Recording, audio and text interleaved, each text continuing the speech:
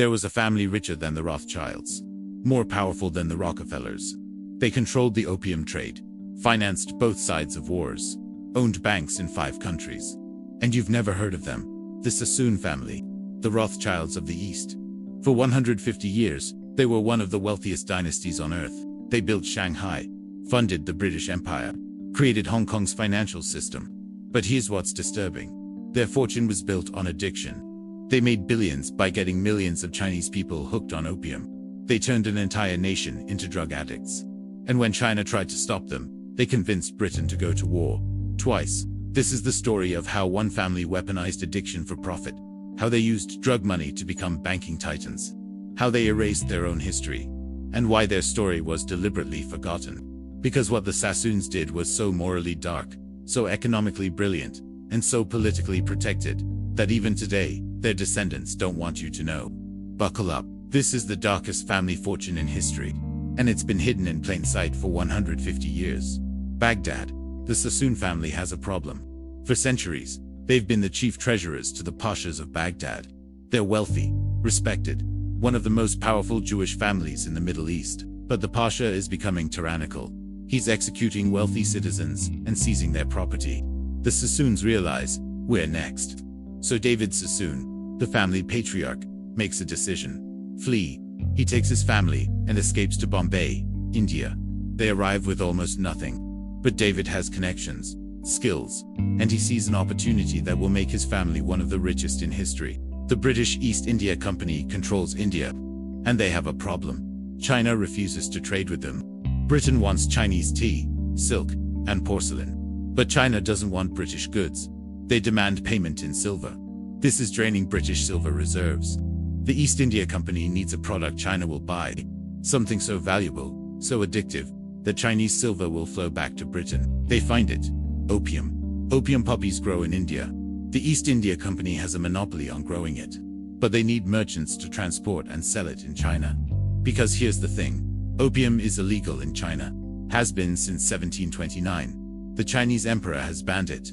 Anyone caught selling it faces execution. So the East India Company can't officially sell it. They need intermediaries. Private merchants willing to take the risk. David Sassoon sees the opportunity. Massive profits, British protection, and the moral justification. The Chinese want it. We're just meeting demand. Sassoon and Company is founded in Bombay. Their primary business, opium trade with China, and the business model is brilliant. Sassoons buy opium from the East India Company at auction. They ship it to China on their own ships. They have agents in Chinese ports who distribute it to local dealers. The opium is sold for silver. The silver goes back to Britain. Britain uses it to buy tea. Everyone profits. Except the Chinese. By 1840, the Sassoons are shipping thousands of chests of opium annually. Each chest contains 140 pounds of pure opium, enough to make 14,000 doses. They're getting millions of Chinese people addicted, and making a fortune doing it. But then China does something that will change everything. They try to stop it. Chinese Emperor Daoguang has had enough. Opium addiction is destroying his country. Estimates suggest 10 to 12 million Chinese are addicted. That's roughly 10% of the adult population. Entire regions are economically paralyzed because workers are too addicted to function. The emperor appoints Lin Zexu as special imperial commissioner. His mission: end the opium trade. Lin Zexu is not messing around. He arrives in Canton, Guangzhou, and gives foreign merchants an ultimatum: surrender all opium or face execution. Most merchants panic, but the British Superintendent of Trade, Charles Elliot, makes a decision that will lead to war. He tells British merchants, surrender your opium to me. The British government will compensate you for the loss. This is brilliant from the merchants' perspective. They're not losing money. The British taxpayers are covering their losses, and it gives Britain a justification for war. 20,000 chests of opium are surrendered. Lin Zexu has it destroyed publicly. He dissolves it in water and flushes it into the ocean. In modern terms, this is roughly $2 billion worth of drugs destroyed. Britain claims this is theft of British property. They demand compensation. China refuses. Britain declares war. The first Opium War. Let us be clear about what this is. Britain is going to war to force China to accept drug trafficking. The British Navy has modern warships, steam-powered, iron-hulled, armed with modern cannons. China has wooden junks and outdated weapons. It's not even a fair fight. British ships sail up Chinese rivers, bombarding cities. They blockade ports. They destroy Chinese forces with ease. China surrenders. The Treaty of Nanking is signed. The terms are brutal. China pays 21 million silver dollars in reparations. Hong Kong is ceded to Britain in perpetuity. 5 ports are open to British trade. British citizens in China are subject to British law, not Chinese law. And most importantly, opium trade continues. The Sassoons didn't fight the war, but they won it. Because now they have legal protection to sell opium in China. And they scale up massively. David Sassoon opens offices in Canton, Shanghai, Hong Kong. He establishes banks, warehouses, distribution networks. By 1850, Sassoon and Company is the largest opium trader in China. They're shipping 8,000 chests per year, making profits of 40 to 60% on each transaction. But David's real genius is diversification. He realizes, don't just sell drugs, build an empire on the drug money.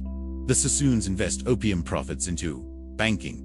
They establish banks in India, Hong Kong, Shanghai. Real estate. They buy enormous amounts of property in Bombay and Shanghai manufacturing. They build textile mills, docks, warehouses, trading. They expand into tea, silk, cotton by 1860. The Sassoons aren't just drug dealers. They're legitimate business titans. They've laundered drug money into respectable enterprises. But China tries one more time to stop the opium trade. And this leads to an even darker war. Chinese officials board a British-registered ship, the Arrow, and arrest Chinese crew members for piracy. Britain claims this violates British sovereignty. They're looking for an excuse for another war. This is it. 1856 to 1860. The Second Opium War. This time, Britain has France as an ally. Both countries want more access to Chinese markets, more treaty ports, more trade privileges, and more opium. The war is even more brutal than the first. British and French forces capture Canton. They march on Beijing. They burn the Summer Palace, one of China's greatest cultural treasures. Thousands of years of art and history destroyed. The Treaty of Tientsin is signed. The terms are even more devastating. China pays 8 million silver dollars in reparations. 11 more ports are opened to foreign trade. Foreign diplomats can reside in Beijing.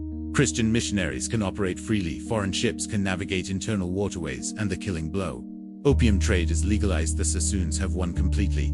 Opium is now legal in China, protected by treaty, enforced by British military power. And they explode in growth. By 1870, Sassoon and Company controls 70% of the opium trade to China. They're shipping 50,000 chests annually. To put this in perspective, they're importing enough opium to supply 40 to 50 million addicts. They've turned addiction into an industrial operation. But here's what's remarkable. The Sassoons are becoming respectable. They're not seen as drug dealers. They're seen as business pioneers. Why? Because they're using their wealth strategically. In Britain, the Sassoons donate to charities, build libraries, fund universities. They're granted British citizenship. They receive titles. David Sassoon's son, Albert, becomes a baronet. They're socializing with British aristocracy, marrying into noble families. Their grandchildren will marry Rothschilds.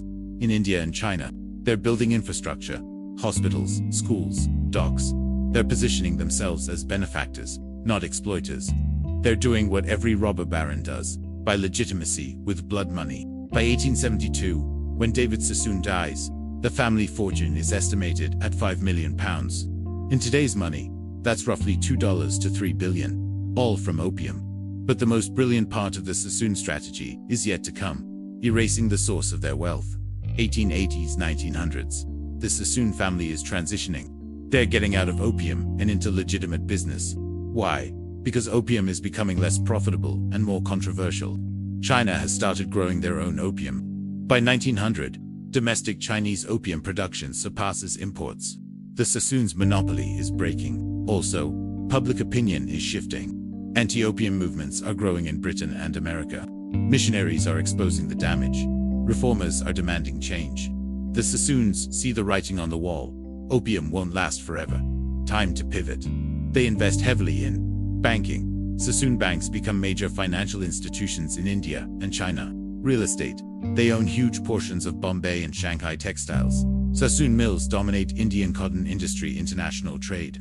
They're trading everything: tea, silk, cotton, spices. By 1920, the Sassoons have successfully transitioned from drug lords to banking dynasty.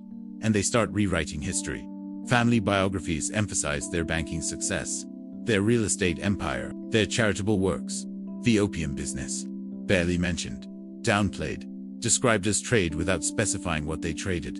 When the family archives are donated to libraries and museums, documents about opium dealings are conspicuously absent or heavily redacted.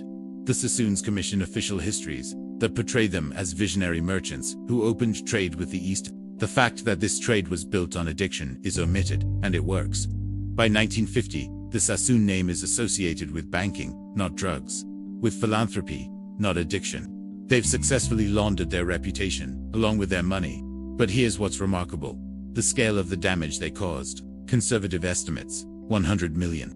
Chinese were addicted to opium between 1840 and 1940. The drug destroyed families, collapsed local economies, created widespread poverty. The opium trade is one of the largest drug epidemics in human history, and the Sassoons were the primary suppliers. Yet they faced zero consequences. No trials, no reparations, no accountability. Instead, they became respected members of British and international elite.